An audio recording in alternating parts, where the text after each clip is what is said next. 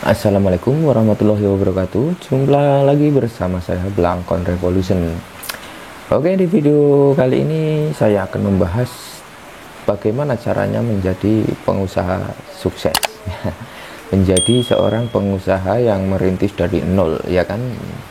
Jadi pertama itu ada beberapa hal ya tentunya. Yang pertama itu adalah kemauan dan niat. Nah, itu dulu. Kemauan dan niat. Anda harus membangun kemauan atau niat Anda itu untuk berusaha. Itu kunci utamanya. Dan yang kedua itu jangan pernah takut akan kegagalan dalam melakukan usaha. Karena kalau Anda sudah takut dulu di awal, maka saya jamin Anda tidak akan pernah maju atau sukses. Jadi Anda itu jangan pernah takut untuk mengeluarkan modal atau takut nanti kalau mengeluarkan modal rugi.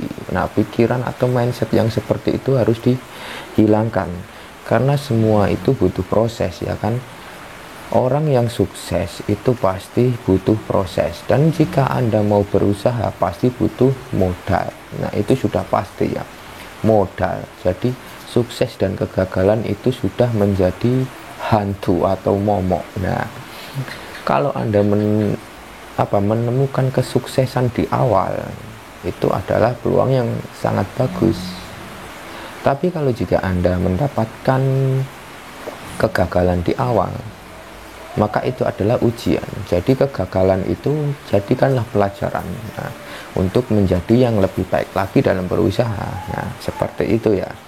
Terus yang ketiga, Anda itu harus menentukan apa yang akan Anda jadikan usaha.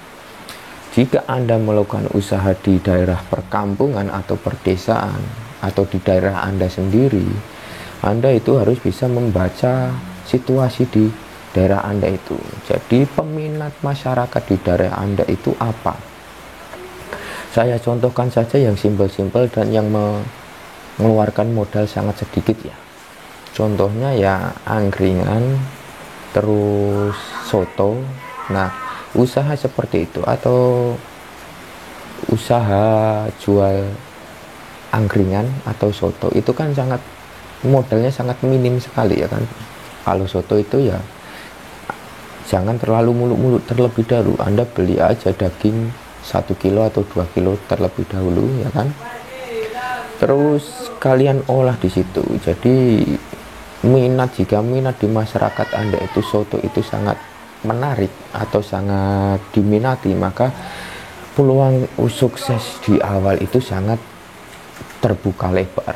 Nah, seperti itu. Jadi dengan skala modal sedikit tapi menghasilkan untung yang lumayan. Kalau soto ya kan, modal sedikit tapi untungnya lumayan. Karena apa? Karena cuman yang mahal itu ya dagingnya aja. Sisanya itu ya murah-murah, yang pelengkapnya kayak sayur-sayuran, gorengan. Nah, tapi kan itu untungnya sangat besar dengan modal yang minim. Terus kalau Anda berminat di di usaha itu tadi kan usaha kuliner, ya kan? Usaha yang saya sebutkan tadi adalah soto dengan angkringan. Kalau angkringan ya modalnya cukup lumayan lah, ya kan? Karena di situ kalau di angkringan itu banyak pilihan, entah gorengan, sate usus, sate hati. Nah, terus nasi kucing, wedang jahe, terus es teh manis, teh hangat, dan sebagainya. Itu modalnya cukup lebih banyak daripada soto ya. Tapi keuntungan dari jual angkringan itu juga lebih besar daripada soto sebenarnya. Karena kalau di angkringan itu banyak peminatnya.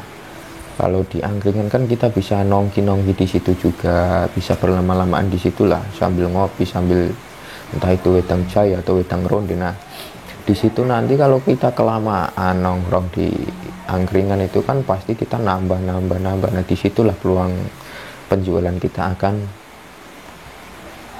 menghasilkan pundi-pundi rupiah, pundi-pundi receh untuk para pengusaha menengah ke bawah ya. Nah, terus yang keempat tadi kan, yang ketiga ya, bisnisnya. Yang keempat itu teman-teman harus mencari tempat terlebih dahulu jika teman-teman memang niat berjualan atau usaha di luar daerah teman-teman. Jadi harus mencari tempat terlebih dahulu. Tempat itu harus strategis ya, strategis. Tentunya yang dibanyaki lalu lalang, mudah dijangkau oleh pelanggan atau orang-orang yang melihat peluang usaha teman-teman ya kan. Contohnya di pinggir jalan raya, karena di situ kan banyak sekali yang seliwar-seliwar, entah motor entah mobil. Nah di situ kalau memang tempatnya strategis, teman-teman itu ingin membuka usaha apa di situ. Kalau kuliner ya itu tadi, usahakan yang memang benar-benar bisa menggoyang lidah para manusia di bumi. Kalau apa ya, kalau memang makanan Anda atau kuliner yang Anda sajikan sangat disukai oleh masyarakat, maka mereka akan selalu berdatangan dan bisa menyampaikan dari mulut ke mulut hingga jadinya bisa terdengar oleh banyak orang. Contohnya kalau teman-teman buka bakso ya, bakso kan sekarang bakso itu banyak sekali, saingannya juga banyak. Tapi kalau memang teman-teman itu ahlinya di bidang situ dan ingin berjualan itu, maka teman-teman harus siap bersaing dengan mereka-mereka yang sudah lama berjualan. Nah, cara bisa mengalahkan mereka ya tentunya kita harus mengolah bakso kita itu menjadi yang lebih enak daripada yang mereka jual. Nah, seperti itu. Jadi harus lebih bisa menarik minat pelanggan karena kita itu baru ya kan. Jika bakso teman-teman itu enak, maka akan menyampaikan dari orang yang beli itu menyampaikan ke teman-temannya. Kalau jika ingin beli bakso, saya mau beli bakso, bakso di sana sangat enak, kemarin saya nyoba dan rasanya enak, harganya terjangkau. Nah jadi bisa menyebar luas dari mulut ke mulut. Nah peluang usaha itu sebenarnya banyak. Yang penting itu jangan pernah takut akan kegagalan ya kan. Jangan pernah takut untuk mengeluarkan modal. Karena apa? Kalau teman-teman sudah memiliki pemikiran takut akan kegagalan di awal mau buka usaha, teman-teman sudah memikirkan seperti itu. Wah, modal yang saya keluarkan sekian, terus nanti kalau gagal gimana ya? Kalau gagal gimana? Nah, kalau teman-teman itu memiliki pemikiran seperti itu, maka teman-teman tidak akan pernah bisa maju. Dan jadi perekonomian keluarga teman-teman itu akan stuck di situ saja. Ya segitu saja jika teman-teman itu takut akan kegagalan. Jadi harapannya ya jangan pernah takut akan kegagalan atau mengeluarkan modal. Karena kegagalan itu adalah kesuksesan yang tertunda. Banyak orang yang bilang seperti itu. Awal kegagalan itu adalah kesuksesan yang tertunda. Jadi jadikanlah pelajaran apa yang membuat usaha teman-teman itu gagal.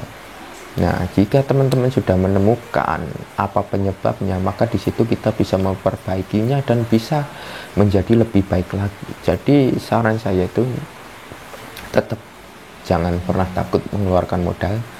Kalau teman-teman memang sudah niat gagal, mencoba lagi, coba dan gagal lagi. Enggak ya, gagal mencoba lagi sampai kita memang benar-benar bisa menguasai apa yang akan kita sampaikan di situ nanti. Nah, oke, di video kali ini ya itu dulu yang bisa saya sampaikan. Jika teman-teman ada pertanyaan atau ada yang mau ditanyakan, silahkan tulis di kolom komentar, nanti insya Allah akan saya jawab. Oke, salam amburadul.